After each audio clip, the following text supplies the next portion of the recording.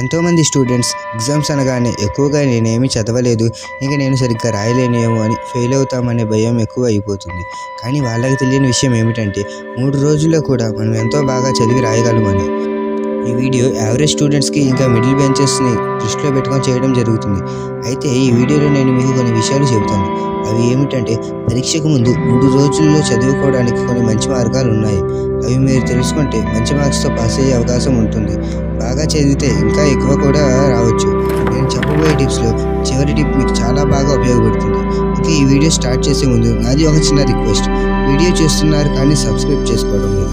మా ఛానల్ని సబ్స్క్రైబ్ చేసుకోండి, నాకు ఇంకో వీడియో చేయడానికి మోటివేషన్గా ఉంటుంది. ఇంకా ఈ వీడియోని స్టార్ట్ చేద్దాం.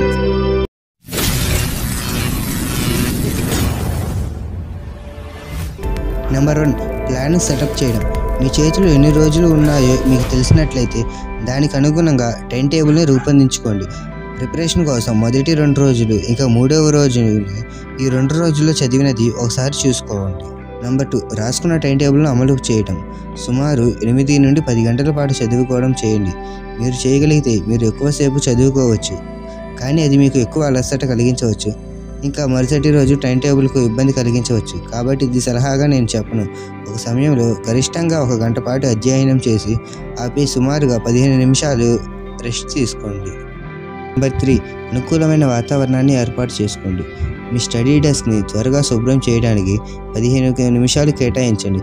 చదువుతున్నప్పుడు ఆటంకాలు కలగకుండా ఉండేందుకు అన్ని పరీక్షకు సంబంధించిన నోట్స్ ఇంకా పుస్తకాలు, అవసరమైన స్టేషనరీ, వాటర్ బాటిల్స్, ఆరోగ్యకరమైన అల్పాహారం మీకు అందుబాటులో ఉంచుకోండి. మీ ఫోన్ ఇంకా ఇతర గ్యాజెట్లకు దూరంగా ఉండండి.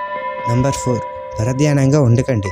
ఈ 3 రోజుల నుండి ఉత్తమమైన ప్రయోజనాలను పొందడానికి టెలివిజన్, ఇంటర్నెట్, సోషల్ మీడియా మొదలైన ఏ విధమైన పరధ్యానంని వదిలించి వేయండి. బదులుగా పాయింట్ 5 ప్రకారం విశ్రాంతి తీసుకోవడానికి ఇతర మార్గాలను ఎంచుకోండి. నెంబర్ 5, మీరు కూడా రిలాక్స్ అవ్వండి. చదువును మరీ ఎక్కువసేపు కొనసాగించవద్దు, ఎందుకంటే అది మిమ్మల్ని ఒత్తిడికి గురి చేస్తుంది, ఇంకా అనారోగ్యానికి కూడా దారితీస్తుంది. విశ్రాంతి తీసుకో. పైన పేర్కొన్న సహాయం తీసుకోకండి, బదులుగా విశ్రాంతి తీసుకోవడానికి వీటిని ఇష్టపడండి. తేలికపాటి సంగీతం వినడం, పాడటం, చదవడం లేదా రాయడం, నడవడం లేదా వ్యాయామం చేయడం, కొద్దిసేపు నిద్రపోవడం, కుటుంబంతో వేగవంతమైన సమయం గడపడం.